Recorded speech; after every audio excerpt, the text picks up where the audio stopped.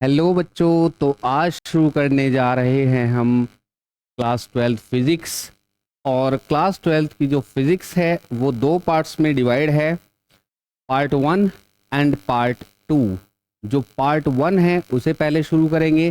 तो पार्ट 1 जब हम शुरू करते हैं तो वो डिपेंड करता है पूरे की पूरा पार्ट केवल चार्ज की मोशन पर। चार्ज और चार्ज की मोशन पर डिपेंड करेगा, और चार्ज की जो मोशन होगी उस पे किस किस तरीके से डिपेंड करता है, कौन सा चैप्टर किस मोशन के अंदर आता है, ये हम देखेंगे। तो क्लास 12th फिजिक्स पार्ट है, इसमें दो, पार्ट 1 एंड पार्ट 2। पार्ट 2 की बाद में बात करेंगे, सबसे पहले बात करते हैं पार्ट 1 की। तो पार्ट 1 जो है हमारा वो पूरे का पूरा डिपेंड करता है किस पर? चार्ज पर डिपेंड करता है। और चार्ज पर किस तरीके से डिपेंड करता है? चार्ज पर। और चार्ज पर किस तरह से डिपेंड करेगा? चार्ज की मोशन पर। यानी कि एक तो अगर चार्ज हमारा चार्ज एट रेस्ट यानी कि स्टेशनरी है, चार्ज स्टेशनरी, तो स्टेशनरी चार्ज में हमारे दो चैप्टर कवर होते हैं, पहला और दूसरा, इलेक्ट्रिक चार्ज एंड फील्ड। दूसरा चैप्टर इसी में आता है, electric potential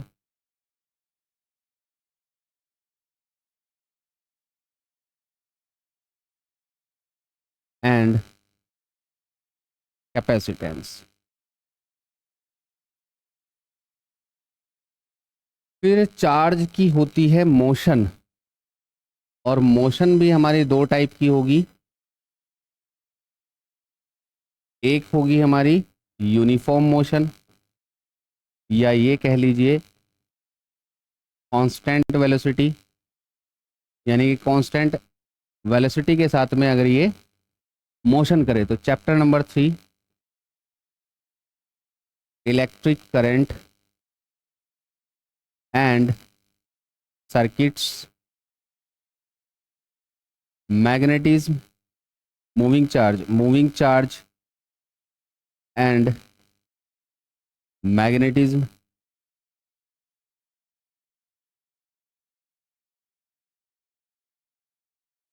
fifth, magnetism and matter.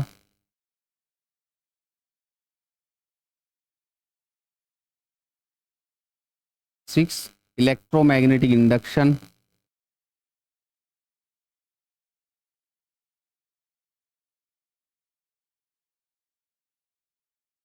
और जो 7th चैप्टर है वो है अल्टरनेटिंग करंट।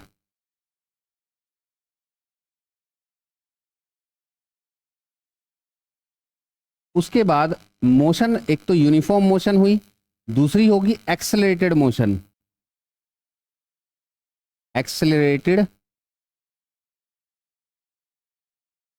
एक्सेलरेटेड मोशन, और एक्सेलरेटेड मोशन के अंदर आता है हमारा ईएम वेव्स।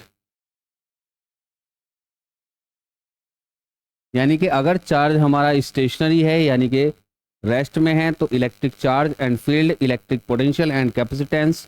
मोशन में अगर है तो मोशन दो टाइप की होगी, uniform motion and accelerated motion. और जब यूनिफॉर्म मोशन होगी तो electric current and circuit chapter आएगा, मूविंग चार्ज एंड मैग्नेटिज्म आएगा, मैग्नेटिज्म एंड मैटर आएगा, इलेक्ट्रोमैग्नेटिक इंडक्शन आएगा, अल्टरनेटिंग करंट आएगा। और उसके बाद अगर motion accelerated motion of charge है तो ईएम वेव्स बनेगा। और ईएम वेव्स में ही जब हम स्पेक्ट्रम पढ़ेंगे तो वहां पढ़ेंगे एक विजिबल लाइट। तो विजिबल लाइट ही हमारा फिर सेकंड पार्ट में पहुंच जाएगा, जिसमें हम बाकी के चैप्टर्स कवर करेंगे। जब सेकंड पार्ट स्टार्ट करेंगे उसके बारे में तब बात करेंगे। तो स्टार्ट करते हैं पहले चैप्टर से। पहला चैप्टर है electric charge and field. Electric charge and field में जो सबसे पहली चीज है, क्योंकि चार्ज के बारे में ही पूरी बात हो रही है, तो सबसे पहले इसे ही देखते हैं कि चार्ज आखिर है क्या। तो कोई भी हमारी बॉडी है, उस बॉडी पर चार्ज होगा या नहीं होगा वो तो एक अलग बात है, लेकिन चार्ज आखिर है क्या ये हम देखते हैं। Charge is a fundamental property, fundamental property of any substance या मैटर causes exert electrostatic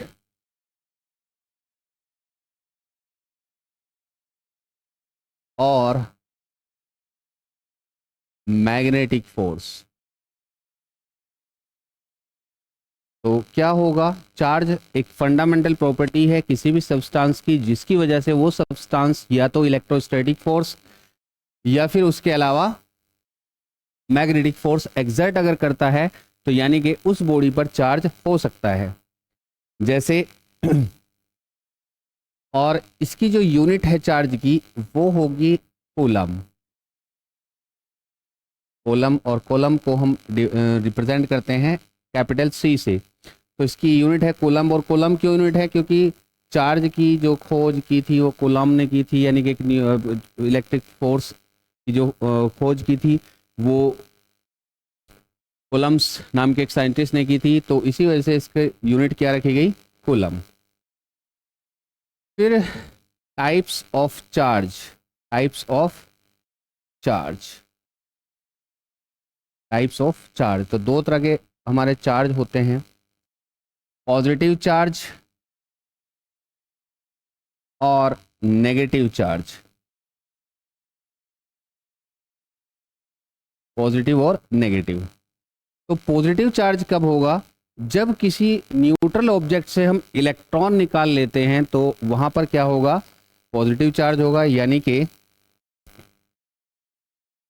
इसकी वजह से होगा लॉस ऑफ इलेक्ट्रॉन्स। अगर किसी बॉडी से इलेक्ट्रॉन निकाल लिए जाएं तो पॉजिटिव चार्ज, और अगर कोई बॉडी न्यूट्रल है और वो गेन कर ले इलेक्ट्रॉन्स को, इलेक्ट्रॉन्स,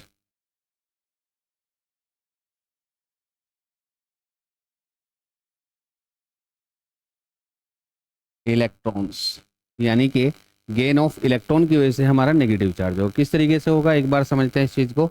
मान लीजिए कि ये एक बॉडी है और इस बॉडी पर, क्योंकि अगर एक सिंगल एटम की हम बात करें तो सिंगल एटम पे जितने नंबर ऑफ प्रोटॉन्स होंगे उतने ही नंबर ऑफ इलेक्ट्रॉन्स होते हैं। ये चीज़ पहले से ही पढ़ते आ रहे हैं, number of electrons and number of protons एक एटम पर इक्वल होते हैं। तो अगर सारे एटम हम मिला दें तो भी वो ऑब्जेक्ट क्या रहेगा, न्यूट्रल रहेगा, क्योंकि हमारा आइसोलेटेड अगर एक एटम है तो वो न्यूट्रल ही है। ये हमने एक आइसोलेटेड बॉडी ले लिया, आइसोलेटेड बॉडी, और इसका चार्ज कितना है, Q इज इक्वल टू 0। अब इनिशियली हम क्या करते हैं कि मान लेते हैं इस पे 4 इलेक्ट्रॉन है और 4 इस पे प्रोटॉन है। इन पे चार्ज माइनस का है, इन पे प्लस का है, यहाँ चार्ज माइनस का, ये प्लस का, और टोटल चार्ज कितना हुआ इसका, 0। अब अगर मान लीजिए इससे हमने 2 इलेक्ट्रॉन निकाल दिए, 2 इलेक्ट्रॉन निकाल दिए। अब इस बॉडी के पास 4 प्रोटॉन और 2 इलेक्ट्रॉन बचे। ये नेगेटिव चार्ज है, ये पॉजिटिव चार्ज है, यानी कि 4e और -2e। इसका चार्ज -2e, इसका चार्ज +4e, तो कितना हुआ चार्ज, 2e, और ये 2e किसका होगा, पॉजिटिव। सिमिलरली इसी बॉडी को अब हम क्या करते हैं, मान लीजिए इसी बॉडी को हम क्या करते हैं, 2 इलेक्ट्रॉन एक्स्ट्रा दे देते हैं, या 3 इलेक्ट्रॉन हम इसे एक्स्ट्रा दे दिए, इलेक्ट्रॉन दे दिए इसे 3। अब इस पर इलेक्ट्रॉन कितने हुए, 7 इलेक्ट्रॉन, और प्रोटॉन कितने हैं इस पे, 4 प्रोटॉन, तो टोटल चार्ज कितना हुआ, -3e। यानी कि यहां से आप लोगों को समझ में आ गया होगा कि positive charge loss of electron की वजह से होगा, और नेगेटिव चार्ज किसी भी बॉडी पर गेन ऑफ इलेक्ट्रॉन की वजह से होगा। तो 2 टाइप के हमारे चार्ज हैं। इसके बाद इसमें हम आगे चलते हैं, properties of charges. Properties of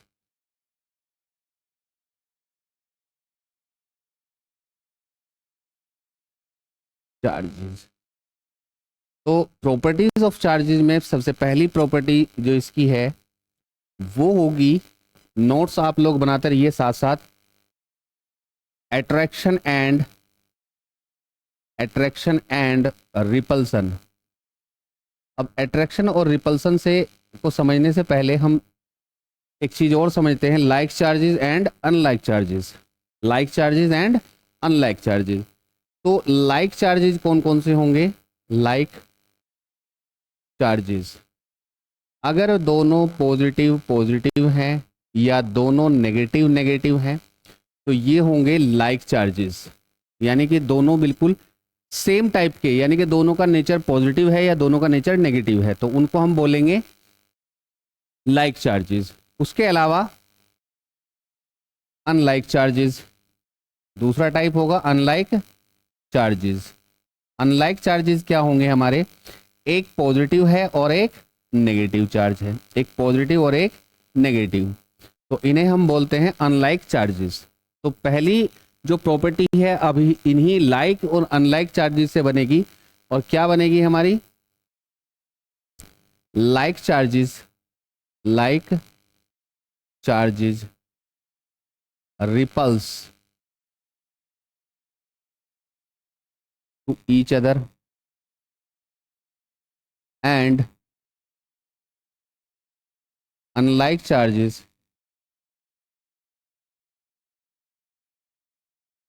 attracts to each other, attracts to each other।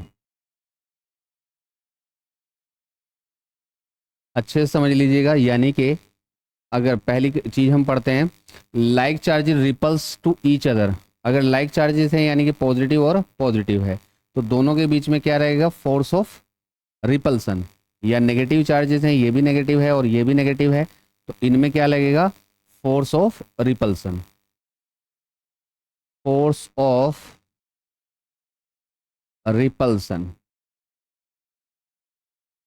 Similarly अगर एक पॉजिटिव चार्ज और एक नेगेटिव चार्ज है तो ये बना हमारा अनलाइक चार्जेस, और अनलाइक चार्जेस क्या करेंगे? अट्रैक्ट टू ईच अदर, ये अट्रैक्ट्स टू ईच अदर, ये दोनों चार्ज एक दूसरे को अपनी ओर अट्रैक्ट करेंगे, और अनलाइक चार्जेस एक दूसरे को अट्रैक्ट करते हैं, लाइक चार्जेस एक दूसरे को रिपल करते हैं, दूर भागते हैं। यानी कि इसे ऐसे समझ लीजिए कि positive charge is like a girl, positive charge is like a girl.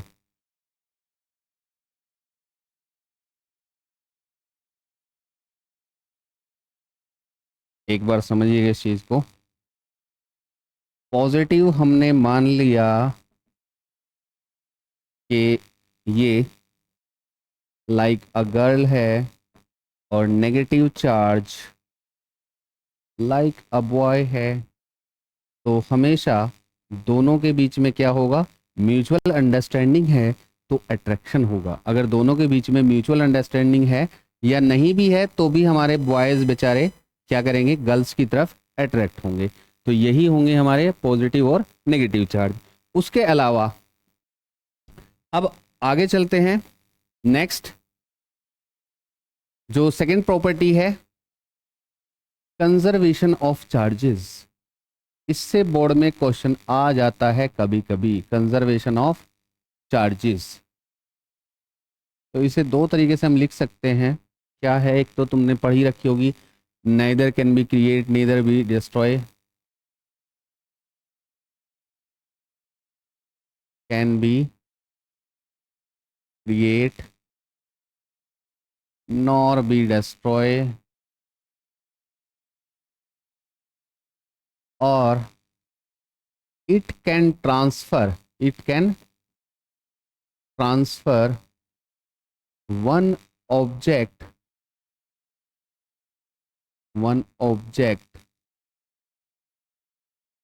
to another।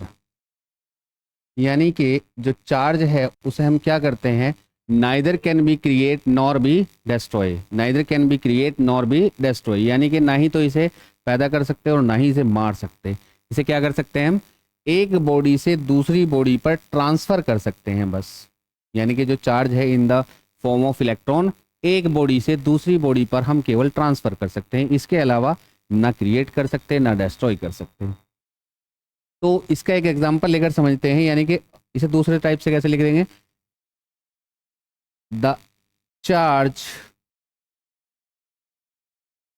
Of an isolated body, isolated remains constant।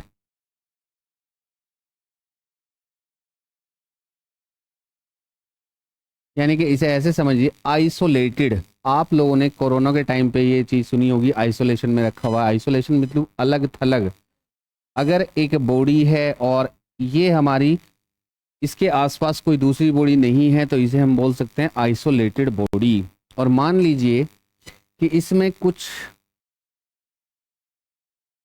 Particles हैं और इन पार्टिकल्स पर, थोड़ा बड़ा सा बना लेते हैं,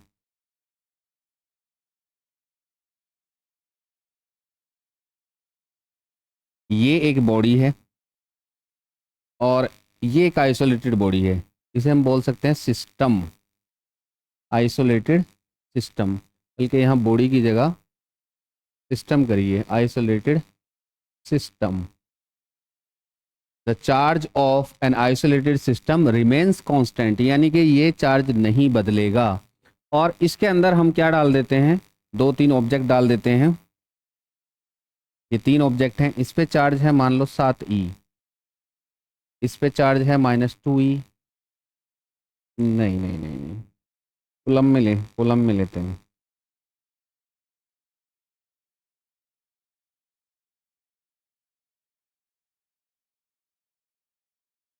यानी कि इस पे चार्ज लिया हमने 5 कूलम, इस पे लिया 7 कूलम और इस पे लिया 6 कूलम।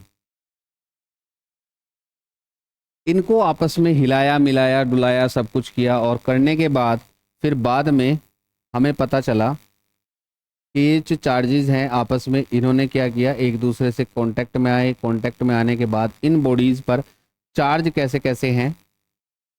अब एक चीज़ समझिए आप कि initially the total charge Q1 plus Q2 plus Q3, यानी कि Q इज इक्वल टू, आगे पढ़ेंगे इसे, तो ये कितना आया, 5 + 7 - 6 इज इक्वल टू 6 कूलम। और यहाँ पर ये तीन बॉडीज़ हैं, इन तीन बॉडीज़ में भी क्या होगा, इस पर चार्ज आ गया 7 कूलम, इस पर भी आ गया 7 कूलम। तो तीसरी बॉडी पर चार्ज निकालना है कि इस पे कितना चार्ज होगा।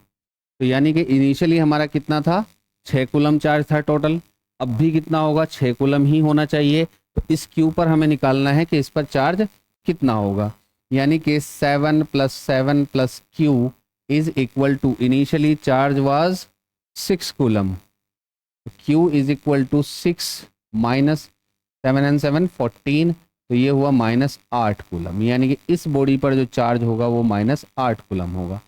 तो ना तो हमने क्रिएट किया ना डिस्ट्रॉय किया, बस चार्ज जो है वो ट्रांसफ़र हुआ होगा आपस में किसी इन बॉडी के आसपास, इन बॉडी में आपस में ट्रांसफ़र ऑफ चार्ज हुआ। और ट्रांसफ़र ऑफ चार्ज के बाद एक बॉडी पर 7 था तो उस पर 7 ही रहा, दूसरी बॉडी पे हमारा 5 था तो उस पर 7 हो गया, और यहाँ से इलेक्ट्रॉन इस पे ट्रांसफ़र हुए होंगे, इसी वजह से इसका चार्ज नेगेटिव हुआ है।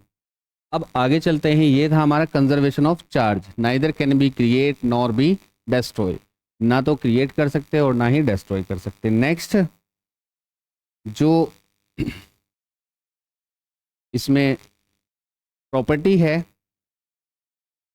Additivity of charge, additivity of charge, the total charge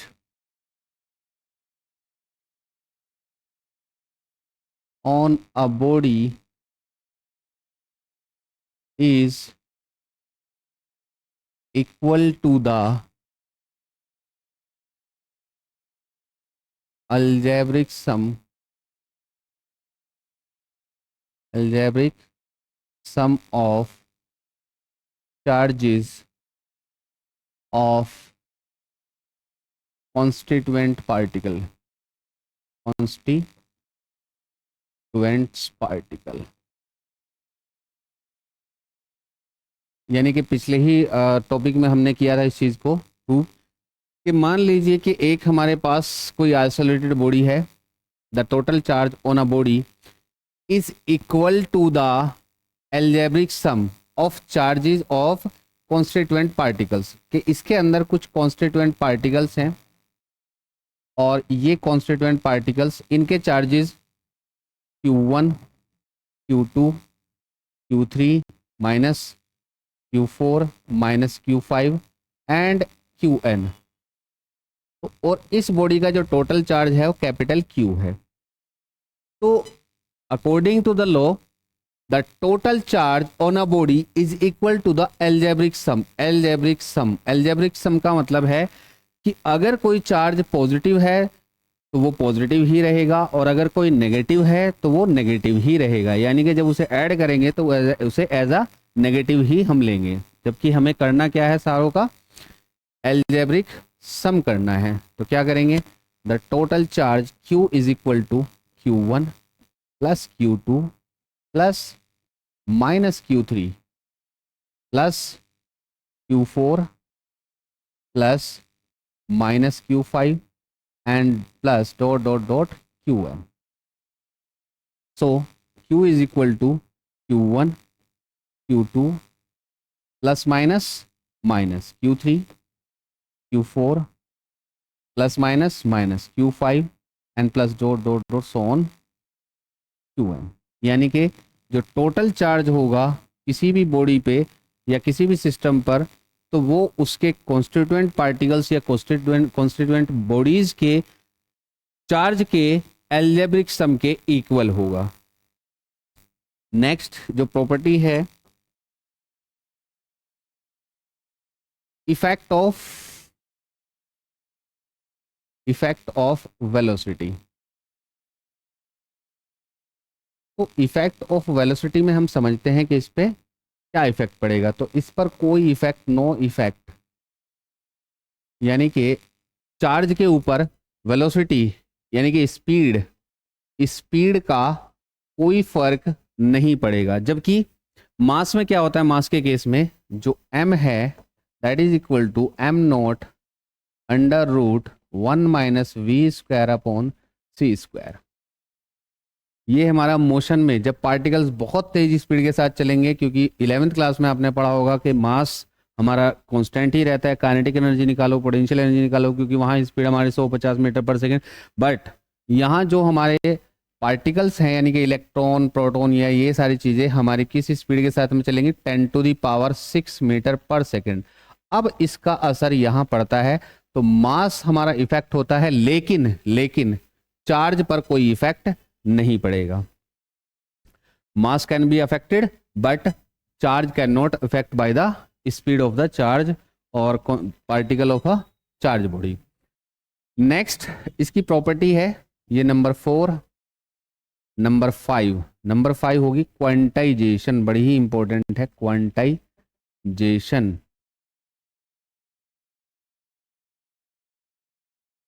तो क्वांटाइजेशन का मतलब क्या है, the charge exists on a body in the form of fundamental charge।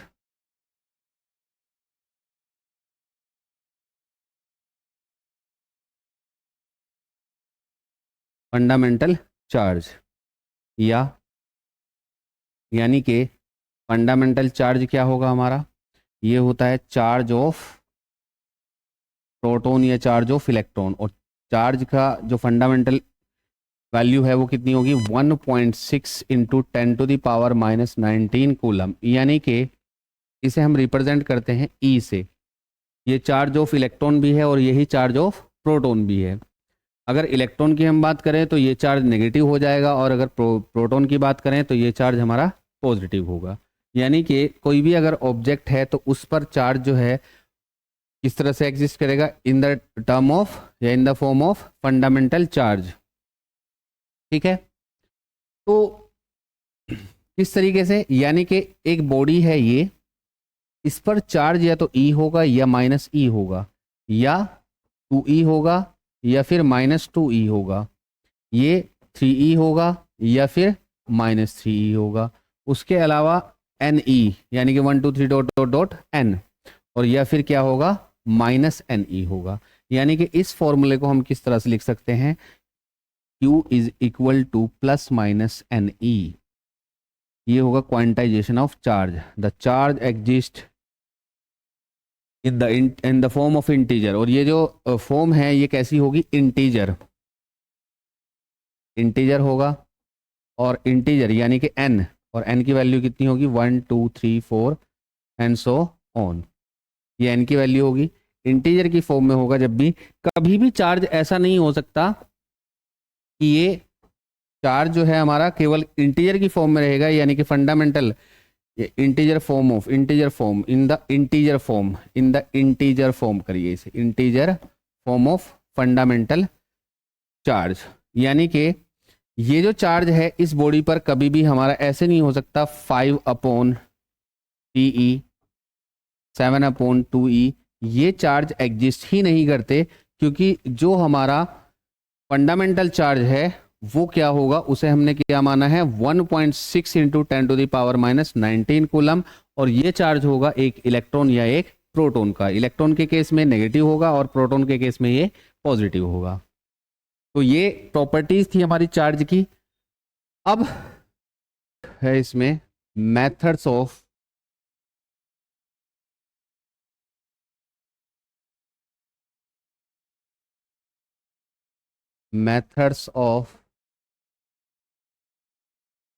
Charging, और मेथड्स ऑफ चार्जिंग में हमारे 3 मेथड हैं। मेथड बाय चार्जिंग में 3 मेथड हैं।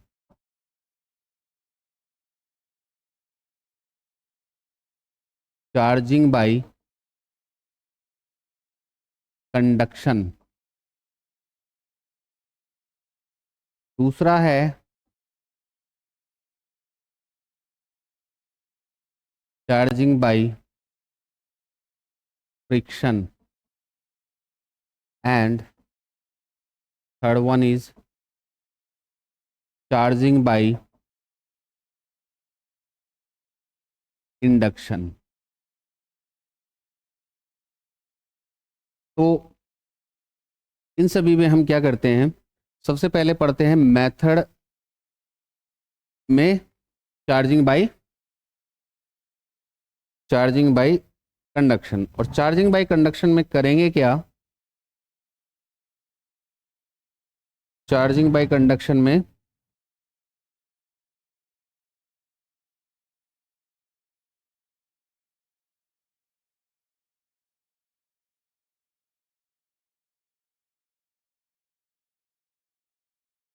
चार्जिंग बाय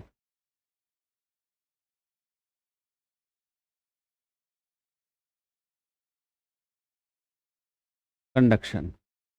और चार्जिंग बाय कंडक्शन में हम क्या करते हैं कि हमारे पास 2 बॉडीज हैं, एक चार्ज बॉडी है और एक डिस्चार्ज यानी कि न्यूट्रल बॉडी है। और इस न्यूट्रल बॉडी को हम क्या करेंगे, to a conducting wire we connect both bodies.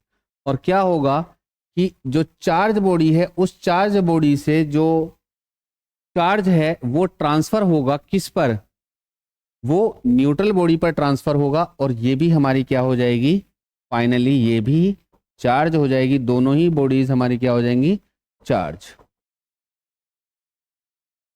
यानी कि चार्जिंग बाय कंडक्शन में क्या होगा कि दोनों बॉडीज को या दोनों ऑब्जेक्ट्स को, एक चार्ज है एक हमारा न्यूट्रल है, दोनों को हम थ्रू अ वायर कनेक्ट करेंगे, और वायर से कनेक्ट करने के बाद जो चार्ज है वो ट्रांसफर होगा, कहाँ ट्रांसफर होगा, charge body to neutral body, और charge body to neutral body transfer होगा तो ट्रांसफर होने के बाद अब क्या होगा, दोनों ही बॉडीज हमारी चार्ज हो जाएंगी और इसी को हम बोलते हैं चार्जिंग बाय कंडक्शन। दूसरा है charging by friction. Charging by friction.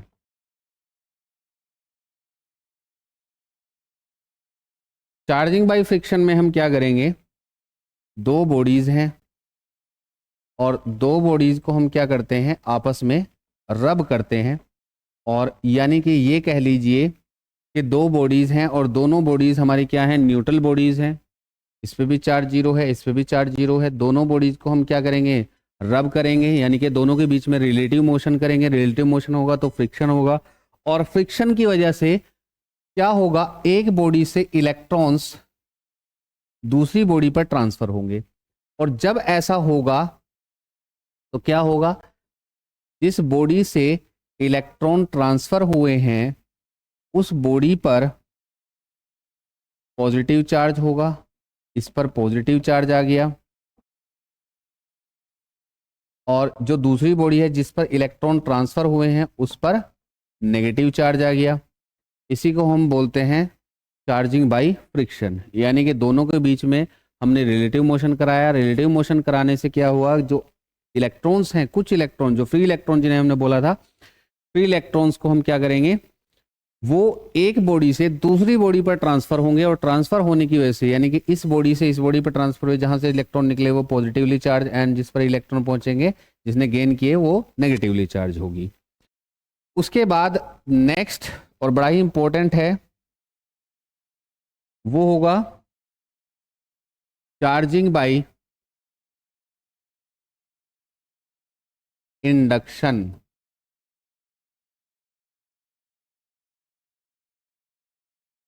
Charging by induction एक थोड़ी सी अटपटी सी प्रोसेस है, एक बार समझिएगा बड़े ध्यान से। और इसमें होगा क्या दरअसल कि इसमें हम ले लेते हैं दो स्फीयर, और हाँ ये होगा किस वजह से, by redistribution. Redistribution of charge. यानी कि दो स्फीयर लिए हमने, एक स्फीयर ए एक स्फीयर बी, दोनों किस पर रखे हैं, इंसुलेटिंग स्टैंड पर रखे हैं। इंसुलेटिंग स्टैंड पर रखने का फायदा ये है कि बाहर से इन बॉडीज को कोई भी चार्ज नहीं मिल सकता। तो दोनों बॉडीज हमारी क्या है, न्यूट्रल बॉडीज हैं। इस पर भी चार्ज जीरो है, इस पर भी चार्ज जीरो है। हमने क्या किया, सेकेंड कंडीशन में इनको मिला करके रखा, एक बॉडी ए एक बॉडी बी, और दोनों को मिला करके रखा, इंसुलेटिंग स्टैंड पर ये रखे हुए हैं। और इनके पास में एक हम चार्ज रोड लेकर के आए। जब चार्ज रोड लेकर के आए तो क्या हुआ, क्योंकि हमने क्या पढ़ा था, जो पॉजिटिव चार्ज है that attract the negative charge. तो इनके जो फ्री इलेक्ट्रॉन्स थे वो कहाँ पहुंचेंगे, ए की नियर सरफेस से पहुंचेंगे, यानी कि यहां से भी कुछ इलेक्ट्रॉन निकले होंगे और वो इलेक्ट्रॉन निकल करके कहाँ पहुंच गए, यहां ए की near surface to the rod, यहां इलेक्ट्रॉन्स पहुंचे। और इलेक्ट्रॉन के पहुंचने से क्या हुआ कि ये सरफेस हमारी नेगेटिवली चार्ज हुई, और जिस जिस सरफेस से, यानी कि इससे निकले थे, यहां से इलेक्ट्रॉन निकले थे, यानी कि इसने लॉस किए थे, तो यहां पे पॉजिटिवली चार्ज आ गया। अब उसके बाद क्या करेंगे, थर्ड कंडीशन में दोनों का सेपरेशन फिर से हल्का सा बढ़ा देंगे, और हल्का सा सेपरेशन बढ़ाने पर रोड को हम एज इट इज रखेंगे, रोड को साथ में कोई छेड़छाड़ नहीं करेंगे। रोड हमने यहीं रखी, ये पॉजिटिवली चार्ज रोड है, यहां नेगेटिव चार्ज आ गया था, यहां पॉजिटिव चार्ज था। उसके बाद जो फोर्थ कंडीशन है, फोर्थ कंडीशन में क्या करना है कि दोनों के बीच में सेपरेशन को बढ़ा देंगे और रोड को हटा लेंगे। तो सेपरेशन को हमने बढ़ा दिया और रोड को हमने हटा लिया।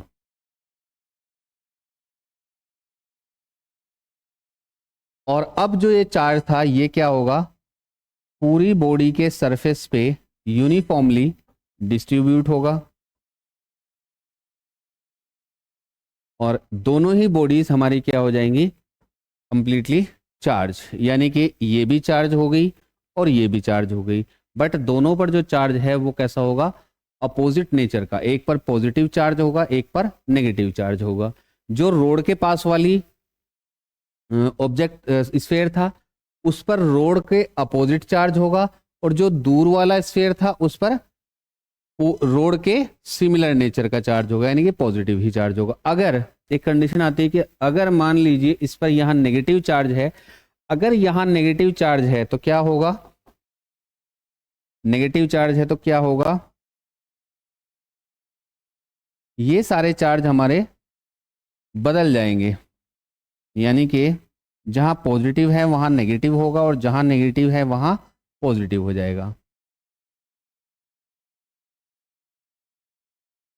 तो अगर ये हम रोड नेगेटिवली चार्ज रोड ले लें तो क्या होगा, नेगेटिवली चार्ज रोड लेंगे तो क्या होगा, ये इलेक्ट्रॉन्स को रिपल करेगा तो इसके इलेक्ट्रॉन निकल करके यहाँ से कहाँ जाएंगे, दूसरे पे चले जाएंगे और यहाँ पे क्या आ जाएगा, नेगेटिवली चार्ज। उसके बाद ये रोड थी, इस पर यहाँ नेगेटिव चार्ज है और यहाँ क्या होगा, पॉजिटिव चार्ज, और यहाँ क्या होगा, नेगेटिवली चार्ज। उसके बाद ये पूरे का पूरा हमारा पॉजिटिवली चार्ज और ये नेगेटिव चार्ज। तो ये होगा अगर हम रोड को बदल दें, यानी कि नेगेटिव पॉजिटिवली चार्ज जो रोड दी थी उसे नेगेटिवली चार्ज अगर हम ले लें तो ऐसा हो सकता है। इसके बाद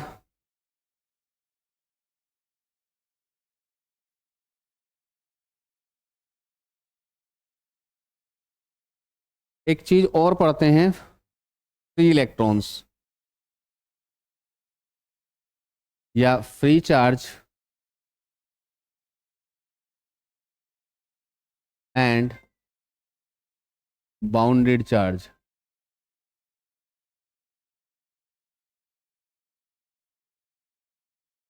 तो क्या होगा कि कोई भी हमारी बॉडी है तो वो किससे मिलके बनी होगी, प्रोटॉन, वो एटम से मिलके बनी होगी।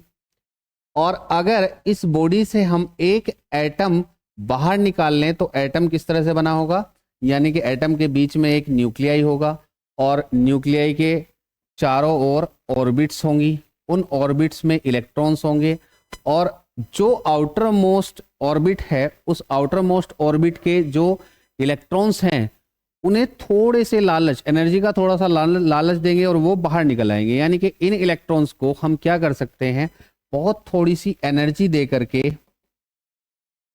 एनर्जी इन इलेक्ट्रॉन्स को दी और ये इलेक्ट्रॉन बाहर निकल आए। तो इन्हीं इलेक्ट्रॉन्स को हम क्या बोलते हैं, जो बाहर निकल सकते हैं, इन्हें बोलते हैं हम फ्री इलेक्ट्रॉन्स, फ्री इलेक्ट्रॉन्स। और इन्हीं फ्री इलेक्ट्रॉन्स की वजह से जो चार्ज होगा उसी चार्ज को हम क्या बोलते हैं, फ्री चार्ज, इन्हीं को बोलेंगे फ्री चार्ज। उसके अलावा क्योंकि इलेक्ट्रॉन जहां से निकला है वहां क्या हो जाएगा, पॉजिटिव चार्ज, और ये चार्ज हम इसे अलग नहीं कर सकते तो इसे हम बोलते हैं बाउंडेड चार्ज। यानी कि जो हमारा आसानी से बाहर निकाला जा सकता है इलेक्ट्रॉन, उस इलेक्ट्रॉन को फ्री इलेक्ट्रॉन, और जो फ्री इलेक्ट्रॉन की वजह से चार्ज होगा उसे फ्री चार्ज बोलेंगे। बाउंडेड चार्ज यानी कि जो इनर मोस्ट है, जो इनर ऑर्बिट होगी और एक आउटर ऑर्बिट होगी, तो इनर ऑर्बिट के लिए जो एनर्जी की रिक्वायरमेंट होगी वो आउटर ऑर्बिट की एनर्जी से ज़्यादा होगी, इसलिए हम इन्हें आसानी से बाहर नहीं निकाल सकते।